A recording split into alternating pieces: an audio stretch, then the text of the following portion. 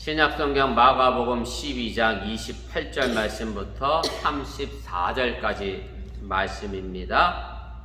제가 받들어서 공독해 드립니다. 서기관 중 한 사람이 그들이 변론하는 것을 듣고 예수께서 잘 대답하신 줄을 알고 나와 묻되 모든 계명 중에 첫째가 무엇이니까? 예수께서 대답하시되 첫째는 이것이니 이스라엘아 들으라. 주 곧 우리 하나님은 유일한 주시라. 내 마음을 다하고 목숨을 다하고 뜻을 다하고 힘을 다하여 주 너희 하나님을 사랑하라 하신 것이요. 둘째는 이것이니 내 이웃을 내 자신과 같이 사랑하라 하신 것이라. 이보다 더 큰 계명이 없느니라. 서기관이 이르되 선생님이 옳소이다. 하나님은 한 분이시요 그 외에 다른 이가 없다 하신 말씀이 참이니이다. 또 마음을 다하고 지혜를 다하고 힘을 다하여 하나님을 사랑하는 것과 또 이웃을 자기 자신과 같이 사랑하는 것이 전체로 드리는 모든 번제물보다가 기타 제물보다 나으니이다. 예수께서 그가 지혜 있게 대답함을 보시고 이르시되 내가 하나님의 나라에서 멀지 않도다 하시니 그 후에 감히 묻는 자가 없더라. 아멘. 오늘은 제 65가입니다. 가장 큰 계명에 관련된 말씀을 좀 이야기해 보려고 합니다. 내용이 좀 길어서 두 부분으로 나눠서 오늘 첫 번째 시간하고 그다음에 다음번에 두 번째 시간을 갖도록 하겠습니다. 그래서 우리가 내용 본해를 먼저 보시면 예수님께서 종려주일에 예루살렘 성에 입성하시고 나서 계속해서 사역을 이끌어 가시는데 무화과나무를 저주하시고 그 다음에 성전을 정화하신 사건 이후에 그 다음에 계속해서 논쟁을 벌이는 이야기가 이제 등장을 하게 됩니다. 그리고 오늘 이 가장 큰 계명에 관련된 이 논쟁이 예수님의 마지막 그런 변론의 내용이고요. 그리고 예수님께서 종합적으로 이 말씀에 대하여 이제 우리에게 귀한 가르침을 이제 제시하시게 됩니다. 그래서 우리가 내용분해와 계율을 보시면 이렇게 됩니다. 그래서 마가복음 저자가 오늘 12장 1절 말씀에서부터 계속해서 이제 포도원 농부들의 비유를 시작해서 예수님과 적대적인 관계에 있는 사람들과 이제 논쟁을 벌이게 됩니다. 그래서 악한 포도원 농부들의 비유에서는 이제 결국 예수님을 대적했던 사람들이 마지막에 심판을 받을 것이다 라고 하는 그런 이야기를 하게 되고요. 그 다음에 12장 13절부터 이제 17절까지가 바리새인과 헤롯 당과의 이제 세금에 관련된 문제죠. 이제 가이사에게 이것을 바치는 것이 옳으냐 옳지 않느냐라고 하는 세금에 관련된 문제에 관한 이야기를 하셨고, 그 다음에 우리가 지난 시간이죠. 이제 사두개인들과 부활에 관련된 논쟁을 이제 이어 오시게 됐고요. 그리고 오늘 그 부활의 논쟁을 끝낸 다음에 한 서기관이 예수님께서 대답 잘하는 것을 듣고서 마지막으로 질문을 하게 되는 것이 가장 큰 계명이 그럼 무엇이냐라고 하는 이제 그런 부분입니다. 그래서 오늘 이 말씀이 결국 예수님의 적대자들과 이야기했던 대화의 마지막 내용이라고 하는 얘기입니다. 가로 두 번째입니다. 그래서 이 대화들을 통해서 이제 다루어진 문제들은 그동안 유대 사회 속에서 논쟁이 되어졌던 그런 문제들에 관하여 아주 정말로 민감할 수밖에 없는 그런 문제에 대하여 예수님께서 현명한 대답을 이제 주셨고 우리에게 새로운 가르침을 이제 주셨다라고 하는 얘기고요. 그리고 민감한 문제라고 하는 것을 이제 가로 3번에 제가 썼습니다. 바리새인들과 헤롯 당원들이 민감하게 대립했던 이제 세금 문제. 그래서 제가 바리새인들은 세금 바치는 것이 옳지 않다라고 이야기했고, 헤롯 당원들은 로마 편에 섰던 사람들이라 당연히 가이사에게 세금을 내야 된다. 아주 민감하게 대립했죠. 그 다음에 사두개인들과 바리새인들도 마찬가지죠. 사두개인들과 바리새인들이 부활에 관련된 문제가 달랐기 때문에 사두개인은 부활이 없다 했고 바리새인들은 부활이 있다라고 했는데 그 부활의 논쟁 또한 우리 기독교가 가지고 있는 논쟁과는 조금 다른 차원의 모습임을 우리가 말씀을 드렸고, 그 다음에 서기관들이 늘 율법을 연구하고 이제 가르치면서 직면했던 것 가운데 하나가 뭐냐면 그 많은 계명 가운데 제가 다음에 또 이어서 설명하겠습니다. 613개가 되는 그런 계명 가운데 그럼 그 가운데서 가장 큰 계명이 과연 무엇일까? 라고 하는 이 문제에 관하여 또 많은 사람들이 논쟁을 벌여왔기 때문에 예수님께서 그 부분에 관해서도 분명한 입장을 제시를 하시게 됩니다. 그래서 예수님께서는 이 문제들에 대해서 이제 권위 있게 남의 눈치 보지 않고 소신 있게 자신의 입장을 이제 가르치셨다라고 하는 얘기고, 그리고 일련의 이런 논쟁과 대화의 결론으로서 예수님의 이제 새로운 가르침만 분명하게 제시되었을 뿐만 아니라 가장 큰 계명 다음에 나와 있는 본문의 내용이 뭐냐면 예수 그리스도가 바로 다윗의 자손이다라고 하는 것을 이야기하면서 예수님이 다시 한번 메시아임도 확인하게 됩니다. 이 페이지 제일 꼭대기로 올라가도록 하겠습니다. 그래서 예수님의 윤리적 가르침의 핵심이라고 하는 것은 결국 하나님 사랑과 이웃 사랑으로 이제 요약이 되게 되고요. 이 핵심 상황이 바로 일련의 대화의 마지막에 놓임으로 해서 그것이 가장 중요한 논쟁거리가 됨을 강조하고 있음을 이제 보게 됩니다.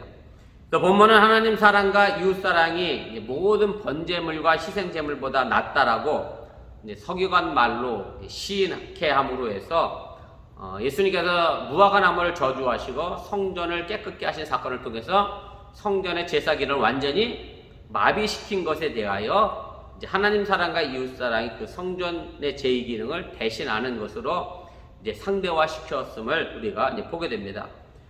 다른 공간 복음서들과는 조금 이제 차이가 있습니다만은 무슨 차이가 있느냐면 마가복음하고 누가복음에서는 사실은 예수님을 시험하기 위해서 이제 바리새인들과 서기관들이 이 질문을 이제 하게 되는데, 오늘 이 마가복음에서만은 시험한다라고 하는 단어가 있지 않고요. 오늘 28절도 시작해 보면 예수님께서 부활에 관련된 문제뿐만 아니라 그 앞서 계속해서 논쟁에 대하여 예수님께서 대답을 잘 하시는 것을 듣고 나서 한 서기관이 그래서 예수님께 질문을 했다라고 해서 마가복음과 그다음에 마태복음, 누가복음의 성격이 조금 다르다라고 하는 것으로 우리가 좀 이해해 볼 수가 있습니다. 그래서 제가 예수님을 시험하기 위한 것이다라고 하는 것에 제가 각주 2번을 달아드렸는데요.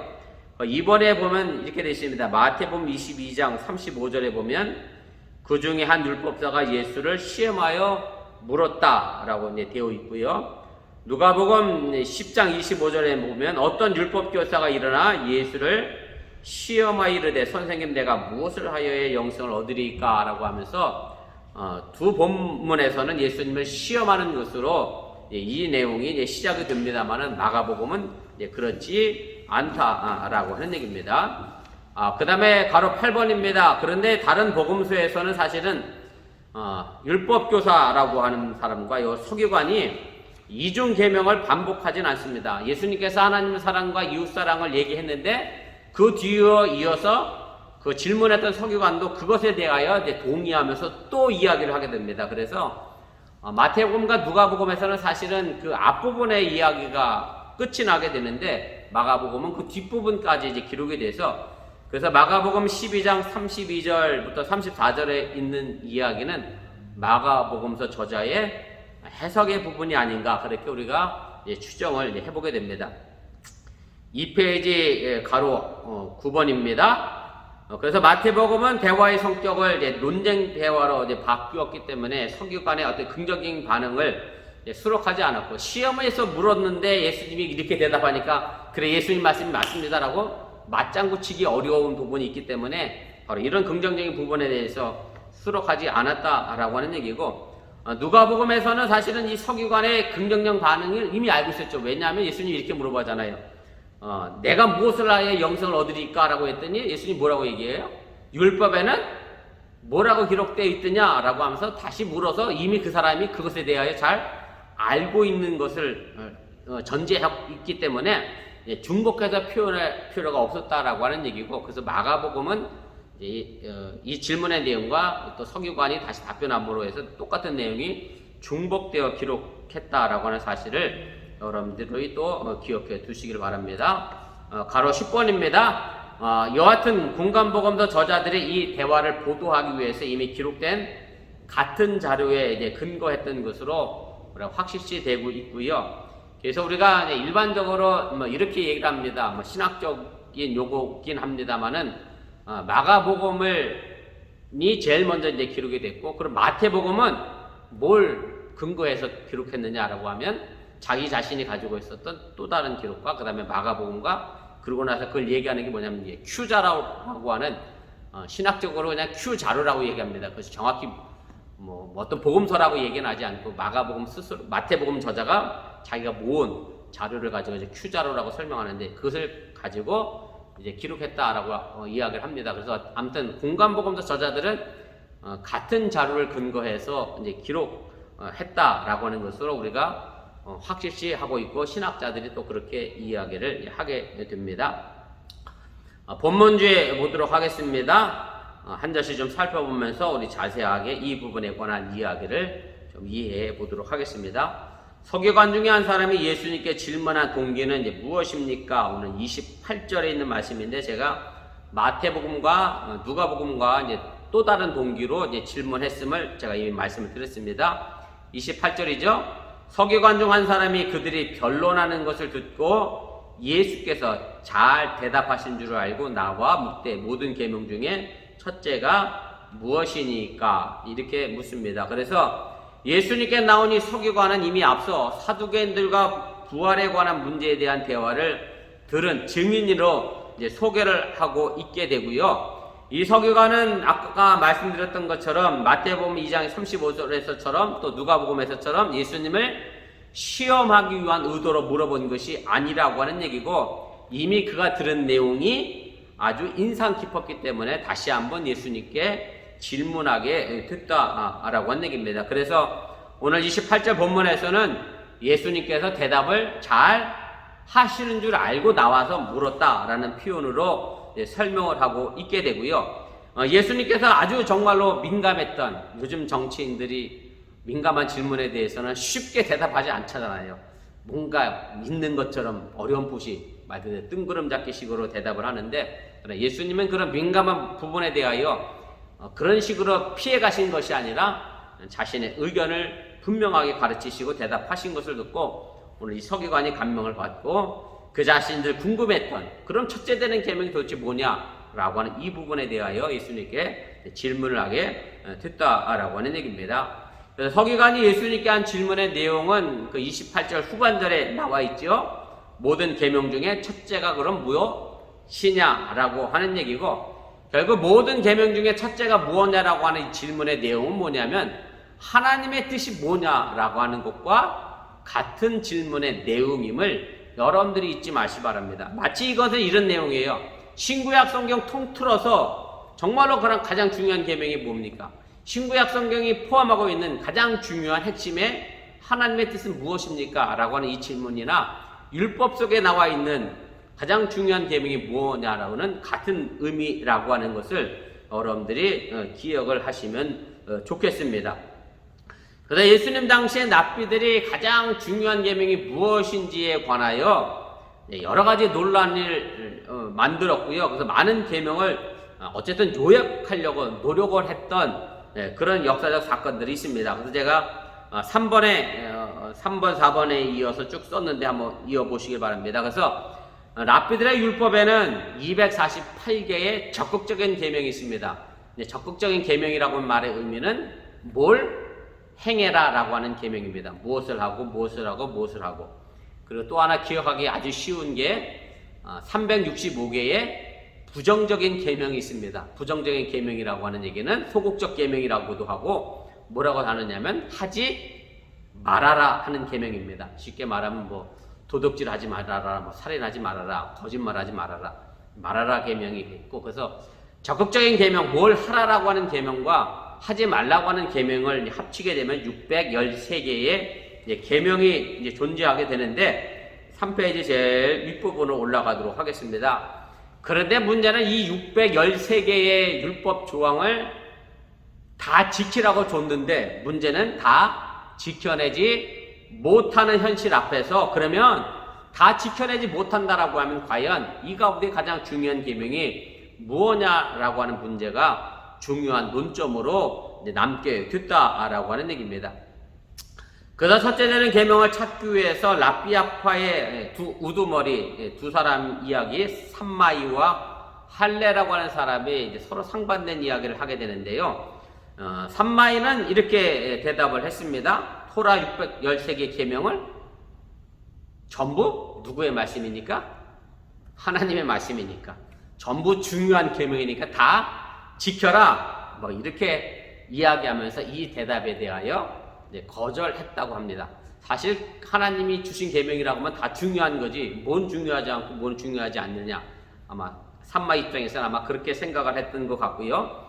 가로 5번입니다. 그러나 디아스포라 출신이었던 힐레라고 하는 랍비는 이렇게 얘기를 했습니다. 제가 그 디아스포라라고 하는 의미는 각주 4번 달아드렸는데 여러분들이 보시면 이해하시면 되고요. 쉽게 말하면 이민자들이라 생각하시면 됩니다. 지금의 이민자들.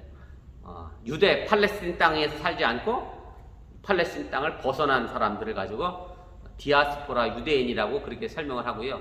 우리식으로 얘기하면 우리가 지금 미국에 사니까 우리는 한국 입장에서 보면 어떤 사람들이에요? 디아스포라예요, 우리도. 그래서 이제 그런 개념입니다. 디아스포라는 팔레스틴에 살지 않고 헬레니즘 문화 속에서 살던 사람들을 얘기하는 거고, 그래서 디아스포라 출신이었던 이 힐레라고 하는 사람은 이렇게 대답을 했습니다. 이것이 어찌 보면 예수님께서 대답해 주셨던 황금률과도 좀 비슷한 내용인데요. 내가 내 자신에게 행해지기를 바라지 않는 것을 내 이웃에게 행하지 말라. 이것이 전 율법이고 나머지 율법은 이에 대한 설명에 불과하다. 가서 이것을 배우라. 이렇게 대답을 했다는 겁니다. 쉽게 말하면 누군가가 나에게 거짓말하지 않기를 원하면 나도 그 사람에게 뭐 하지 말아야 돼요? 거짓말하지 않아야 한다고 하는 얘기고, 그리고 나머지 부분들은 그것을 어떻게 거짓말하지 않느냐를 세세하게 설명한 내용이라고 하는 얘기입니다. 이 사람은 조금 힐레라고 하는 사람은 이걸 좀 부정적으로 소극적으로 해석했다고 하면 예수님의 황금률은 그 반대의 내용으로 우리에게 똑같은 내용을 전하는 거예요. 예수님의 황금률은 뭐예요? 여러분들이 잘 아시는 것처럼 마태복음 7장 12절이잖아요. 그러므로 무엇이든지 남에게 대접을 받고자 하는 대로 너희도 남을 대접하라. 이것이 율법이요 선지자니라. 내가 이렇게 대접받고 싶어요, 누구한테. 그러면 나도 그 사람에게 그렇게 대접하라. 이것이 예수님이 가르쳐 주시는 황금률이고, 어찌 보면 힐렐의 대답과 예수님이 말씀하셨던 이 황금률에는 같은 맥락이지만 하나는 부정적인 것으로 표현한 거고 하나는 예수님은 적극적인 개념을 우리에게 해석해 주셨음을 여러분이 또 이해하시면 좋겠습니다.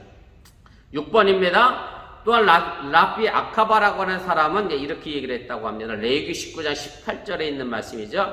이웃을 내 몸과 같이 사랑하라. 이것이 가장 큰 율법의 본질이다 라고 이야기를 했고, 의인 시몬이라고 하는 사람은 이제 세 가지를 이야기했습니다. 율법과 예배와 봉사, 이 세 가지 위에 온 세계가 성립되었다라고 하면서 율법과 예배와 봉사를 다 중요한 하나님의 뜻으로 이야기를 하게 됩니다. 그 다음에 이제 미슈바라고 하는 일종의 이게 구전집입니다. 성경이 기록된 이후에 유대인들이 입에서 입으로 전해내려오던 구전을 성문화시켜서 만든 이제 책이 미슈나라고 하는 책인데요. 여기에 보면 이제 소송과 지효에 관련된 소송과 제사법에 관련된 일, 그 다음에 깨끗한 일과 부정한 것에 대한 규정이 율법의 중요한 사랑이다라고 그렇게 규정이 되어 있습니다. 그러니까 랍비들 입장과 여러 사람들의 입장을 이렇게 보면 뭐 하나 딱 부러지게 이것이 첫째 되는 계명이다라고 통일을 하실 수 없는 그런 상황인 것을 이제 보게 됩니다. 우리 3번입니다. 예수님께서 29절 30절에 이제 인용하신 신명기의 이제 구절은 무엇입니까? 바로 이것이 또 예수님께서 우리에게 알려주신 가장 중요한 말씀인데, 제가 29절 30절 말씀 이어 읽도록 하겠습니다. 예수께서 대답하시되 첫째는 이것이니 이스라엘아 들으라.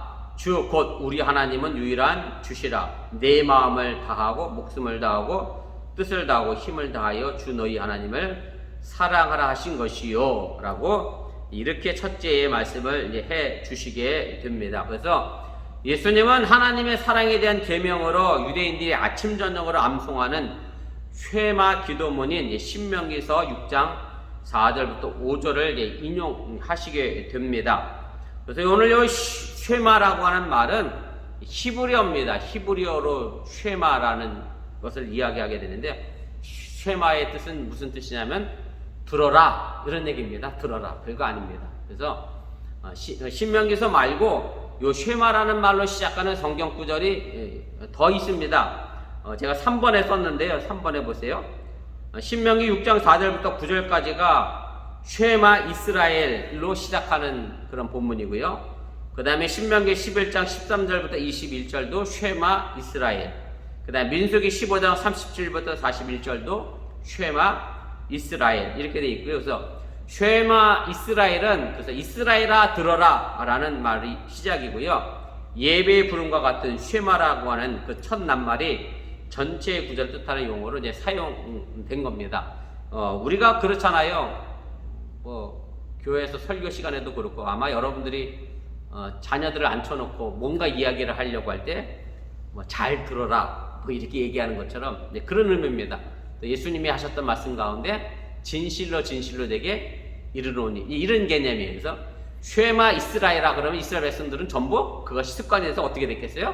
눈이 번쩍 뜨이고 앞을 쳐다볼 수밖에 없는 그런 단어가 바로 쉐마라고 하는 단어입니다. 그래서 가로 4번입니다. 3번에 4번 보면 예수님 당시에 모든 이스라엘 남자들은 아침과 저녁에 이 본문을 그래서 낭송을 했고 또한 쉐마를 암송하면서 회당 예배를 이제 시작하게 되고요. 그래서 쉐마의 기본적인 주제는 바로 하나님이 유일하신 분이다 라는 것과 그다음 하나님과 유대 백성과의 계약 관계였음을 여러분들이 기억하시기를 바랍니다. 6번입니다. 이스라엘은 하나님의 백성이 된 것, 다시 말하면 선택받은 민족, 선민이 된 것에 대하여 감사를 드렸고 하나님께 감사드리는 것은 바로 하나님께서 선택하신 백성을 은혜로 인도하는 가운데 베푼 사랑에 대한 응답이었다라고 하는 사실을 여러분들이 기억을 하시기를 바랍니다. 제가 지난주 토요일 아침 기도의 시간에도 설교했던 내용 가운데 일부분이긴 합니다만은 우리가 예배라고 하는 이 부분도 마찬가지고요. 오늘 이스라엘 백성들이 쉐마라고 하면서 회당에 나와서 예배를 드렸던 이 부분에 관하여 제가 오늘 말씀드렸던 것처럼 우리가 예배를 드림으로 해서 내가 하나님께 뭔가 은혜를 받는 것이 순서가 아니라고. 하나님께 나와 예배를 드렸어. 그 후에 하나님이 그래서 내게 은혜를 주셨어. 그래서 내가 하나님께 나와 예배를 안 드렸어. 그럼 하나님은 나에게 은혜를 안 주셨어의 개념이 예배의 개념이 아니라는 사실입니다. 오늘 여기 제가 말씀을 드렸던 것처럼 하나님의 앞에 나와 예배하는 것은 먼저 하나님이 내게 은혜와 사랑을 베풀어 주신 것이고 그리고 그 은혜와 사랑에 내가 감격해서 응답해서 어디의 자리에 찾아가는 거예요? 예배의 자리에 찾아가는 것이 예배의 본질이라고 하는 얘기고 그래서 바로 쉐마가 가르쳐주고 있는 이 예배의 내용도 바로 여기에 초점이 맞춰져 있음을 여러분들이 잊지 마시기를 바랍니다. 그래서 유대인들은 이 쉐마 구절을 기록한 양피지를 성구함 속에 넣었는데요. 그 성구함에 넣은 양피지를 제가 가로 8번에 썼습니다만 메주자라고 하는 것으로 설명되는 그런 원통형의 작은 상자 안에 이것을 넣었고요. 그래서 이 성구함을 가지고 아침 기도할 때 한 상자는 머리 이마에 대고 또 한 상자는 왼팔에 동여매서 내가 율법 준수를 잊지 않겠다라는 증표로 이제 그렇게 이제 삼았습니다. 그래서 8번입니다. 유대인들은 쉐마를 옮겨 적은 양피지를 메주자라고 하는 것에 넣어 대문과 방문에 두었고 드나들 때마다 하나님을 생각할 수 있도록 했다라고 이렇게 되어 있는데 요 이야기는 신명기에서 보면 그대로 나와 있어요. 제가 4페이지 제일 윗부분에 각주 8번 달아드렸죠. 제일 윗부분에 보면 너 대문과 방문. 그래서 8번에 신명기서 6장 8절 9절에 있는 말씀의 내용인데 제가 읽어보겠습니다. 너는 또 그것을 내 손목에 매어 기호를 삼으며 내 미간에 붙여 표로 삼고 또 내 집 문설주와 바깥문에 기록할지니라. 그래서 아까 말씀드렸던 것처럼 쉐마 하나는 어디다 대고 이마박에 또 하나는 왼쪽 팔에 됐다라고 했는데 그 이야기가 바로 신명기서에 그대로 등장하게 되고요. 그래서 손목에 매었다라고 하는 얘기는 손에서 떨어지지 않게 하라고 하는 얘기고 미간이라고 하는 얘기 바로 이마 한가운데잖아요. 그리고 또 문설주와 바깥문에 기록해서 붙이라고 했기 때문에 대문 위에도 걸어놓고 그래서 대문을 드나들 때마다 쉐마 이스라엘아 하나님께서 말씀하셨던 그 내용을 잊지 않고 이제 염두에 두고 다녔다라고 하는 얘기입니다. 9번입니다. 신명기에서 6장 5절은 인간에게 주어진 모든 힘과 능력을 가지고 하나님을 사랑하라고 하는 것이고 그것이 바로 이것이 하나님의 계명에 관련된 첫 번째 돌판의 요약이라고 하는 얘기입니다. 십계명이 두 개의 돌판에 세워졌습니다. 여러분들이 아시는 것처럼 첫 번째 돌판에는 1계명부터 4계명까지가 새겨져 있고요. 두 번째 돌판은 5계명부터 10계명까지가 새겨져 있습니다. 그래서 오늘 요 쉐마 이스라엘로 시작하는 이 신명기서의 본문의 내용, 예수님께서 인용하신 이 말씀의 내용은 결국 뭘 요약한 거냐면 10계명, 1계명부터 4계명까지를 요약한 그런 내용입니다. 제가 10계명, 1계명부터 4계명까지 그 각주를 달아 아래 썼습니다만은 여러분들 뭐 잘 아시는 내용이니까 제가 그냥 한번 쭉 읽어보겠습니다. 신명기 5장 7절부터 12절까지 나와 있는 내용인데요. 7절에 보면 이렇게 되어 있습니다. 나 외에는 다른 신을 내게 두지 말지니라. 그 다음에 8절 9절 말씀에 보면 너는 자기를 위하여 새긴 우상을 만들지 말고 또 그것에 대하여 또 뭐 절하지도 말라라고 하는 얘기고, 3번에 가면 11절에 보면 너는 네 하나님 여호와 이름을 망령 때에 일컫지 말라, 거룩히 여기게 하라 말씀을 했고요. 4번 12절에 가면 내 하나님 여호와가 내게 명령한 대로 이 안식일을 거룩하게 지켜라 라고 하는 얘기인데, 결국 이 부분을 요약했다라고 하는 얘기입니다. 10번입니다. 이 본문은 그래서 구약의 70인역을 인용하면서 마음, 목숨, 능력을 다하라 그렇게 표현했습니다.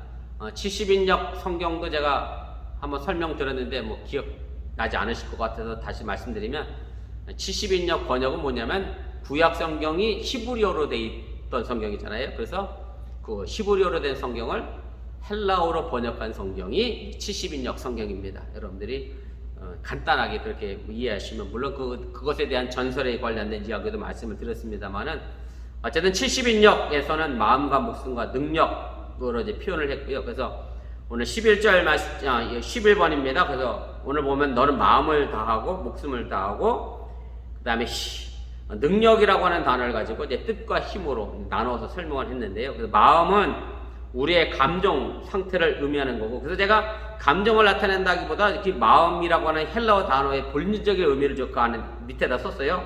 카르디아스라고 하는 단어인데 10번입니다. 보편적으로 보면 육체적, 정신적 생명의 중심지가 마음입니다. 그래서 요즘 말로 하면 1도 없이가 아니라 정말로 가득하게 채워서 사랑하라고 하는 그런 의미죠. 그 다음에 목숨, 푸시케시라고 하는 헬라어 단어고요. 육체적인 생명을 나타나게 되고, 복음서 저자는 이 능력을 두 가지로 나눠놨죠. 뜻과 힘으로 나눠놨습니다. 뜻은 디아노이아스라고 하는 단어를 사용했고, 그 다음에 힘은 이스키스라고 하는 단어로 사용을 해서 능력을 뜻과 힘으로 두 개념으로 나눴고요. 결국 이 구절이 뜻하는 바는 뭐냐면, 하나님이 주신 생명을 비롯해서 내 마음 중심, 정말 모든 것을 다 동원해서 하나님을 사랑하는 것, 이것이 바로 첫째 계명이라고 하는 것을 우리에게 가르쳐 주고 계심을 여러분들이 이해하시기를 바랍니다. 12번 그 결론적인 말씀을 제가 드립니다. 하나님에 대한 우리의 전 존재를 쏟아 부어야 한다라고 하는 얘기고, 왜냐하면 인간에게 주어진 모든 힘과 능력을 다해 하나님을 사랑하는 것이 하나님의 뜻을 따른 우리가 표현할 수 있는 최고의 방법이기 때문에 그렇다라고 하는 얘기입니다. 그래서 하나님께 대한 이 사랑의 계명이 바로 우리에게 주어진 첫 번째 계명이고 가장 중요한 계명이라고 하는 얘기고, 뭐 이것은 뭐 그냥 뭐 쉬운 예로 말씀드린다라고 하면 우리는 하나님의 피조물이고 하나님은 우리의 창조자이잖아요. 그래서 마땅히 피조물된 우리는 창조주 하나님을 사랑하는 게 이제 마땅하고요. 다시 그걸 조금 더 좁혀 얘기하면 이제 곧 뭐 어머니 날도 미국에서는 다가옵니다만은, 우리가 부모님이 우리에게 생명을 주셨고 또 우리도 자녀들에게 생명을 주었습니다. 그러니 마땅히 자녀들은 부모님을 100% 사랑해요. 그래서 제가 결혼하는 사람들에게 조언을 가끔 해주는 말 가운데 이런 얘기가 있습니다. 무슨 얘기냐면, 사람의 마음이 있잖아요. 그래서 엄마도 부모님도 사랑해야 되고 아내도 사랑해야 되는데, 그럼 그걸 어떻게 퍼센트로 나눠야 될 것이냐. 우리 허지사님 오셨으니 대표로 대답을 해주십시오. 어떻게 퍼센트를 나눠야 될 것 같아요?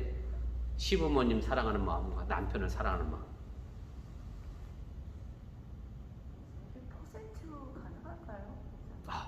역시 연륜이 있으십니다. 제가 하고 싶은 말씀이 바로 그겁니다. 부모님을 사랑하는 마음도 100%. 남편을 사랑하는 마음도 100%. 이게 맞습니다. 그걸 쪼개서 나눠서 50% 사랑하는 게 아니라고 하는 얘기고, 마찬가지로 하나님을 사랑하는 마음이 바로 전체 우리의 몸과 마음을 다해서 사랑하는 거지, 그걸 하나님은 70% 사랑하고 세상은 30% 사랑하는 말의 의미는 절대 아니라는 거고 기억하시기를 바라고요. 그것이 바로 하나님이 우리에게 주신 첫 번째 사명이고 계명이고, 그 연관지어서 다음 시간에 이야기하겠습니다. 두 번째 계명이 결국 이웃 사랑하라고 하는 얘기인데, 이 사랑의 개념을 이렇게 반으로 쪼개서 하라고 하는 얘기가 아니에요. 100% 하나님을 사랑하고 100% 이웃을 사랑하라는 말이지, 50% 사랑하고 50% 이웃을 사랑하라는 말이 아니라는 거 꼭 기억하시길 바라고, 물론 50이 넘어가신 분들은 다 이해할 수 있는 말의 의미이긴 하겠습니다만, 아직 젊은 분들에 대하여 제가 말씀드리고 싶으면 바로 사랑의 개념은 이런 부분에 있음을 꼭 기억하시길 바라고, 가장 큰 계명 하나님을 사랑하는 것에